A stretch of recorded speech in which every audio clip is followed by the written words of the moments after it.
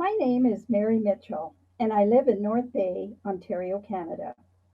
What passions or experiences inspire me to take part in Community of Christ?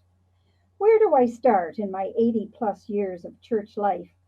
I think, in a nutshell, I could organize my thoughts under six categories: my heritage, the opportunities and encouragement to use my talents and abilities, the valued relationships and friendships, wonderful inspired ministry, spiritual and challenging experiences, and the nudge to be open minded in my thinking and continual learning. Though I live in North Bay, I was raised in Toronto until Dawn and I married. I grew up in a very loving church home where my mother and father, and grandparents as well, were very involved in the work of the Reorganized Church of Jesus Christ of Latter day Saints at that time. They were always open to new and evolving understandings of the gospel message and commitment. Mom was involved in the women's department work of the congregation as well as singing in the choir, and Dad was a high priest solicitor involved in the financial and ministerial leadership of the Toronto congregation. So I was very much influenced by their devotion and dedicated work in the church. I remember attending a very good church school program as a child, which I loved. I also participated in a very active youth program in Toronto, which led me to want to attend many wonderful youth camps and family reunions. I still am excited to this day to attend family reunions. My talents in music were encouraged early on, certainly by my parents, but also by Harold Neal, a former World Church music director, who got me involved when I was about 12 years old in playing the piano for church school openings, with him playing along with me on his violin. I continue to this day to be involved in music where I can, continuing to play the piano and even sing in a virtual choir. I love the new hymnal, which I feel is truly inspired. I was very much attracted to campfire leadership as a youth, appreciating such wonderful examples of special ministry at campfires provided by people like Les Gardner and Roy Cheville. I could sense the spiritual value of singing and worshiping together around a campfire. So I developed my skills and led many campfires over the years, even teaching campfire leadership classes. I still love a campfire to this day. My 2 years at Grayson College, university now, were life changing and profound for me as I studied under such people as Alma Blair, Roy Cheville, Robert Flanders, and Velma Rouche, to name a few.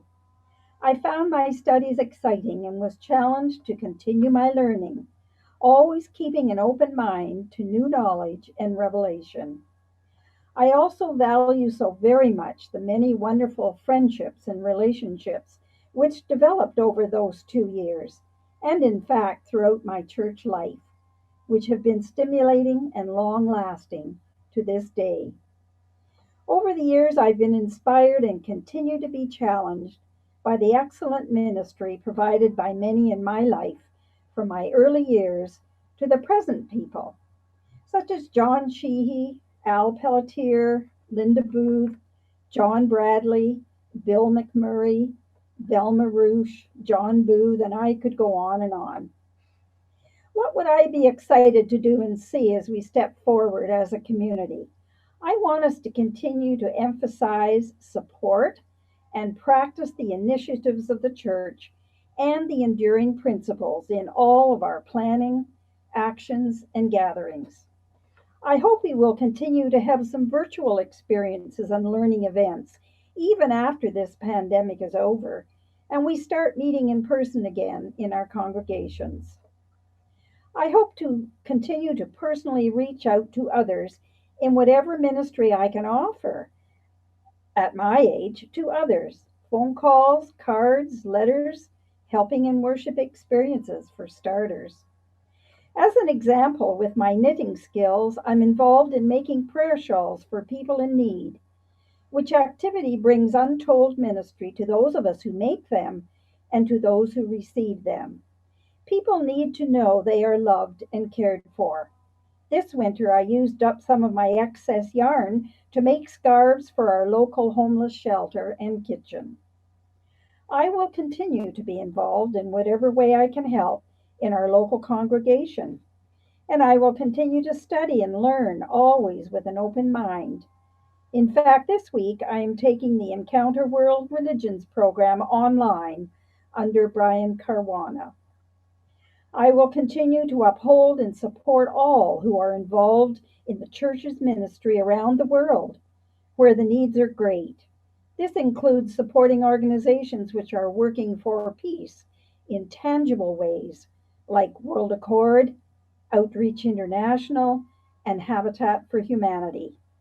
Our first international trip for Habitat was with a group of Graceland students in Honduras, an unforgettable experience.